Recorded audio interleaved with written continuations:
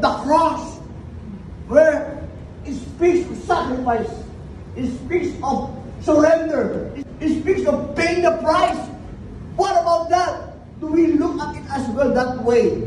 Where the cross, when Jesus died on it, He didn't die on the cross so that we may have a better life. He died on the cross so that we may have eternal life.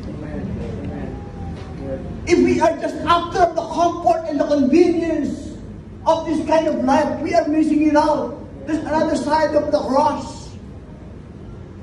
There is sacrifice. There's a price to pay. There's a cost. And that's what exactly Jesus did.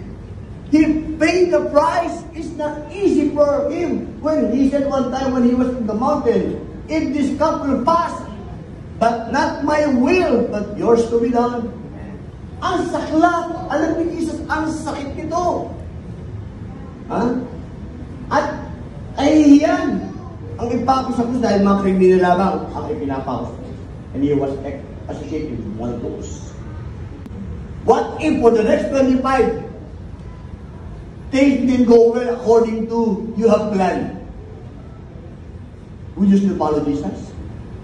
What if it continued on beyond 25 years? Paano kung walang mga ganun?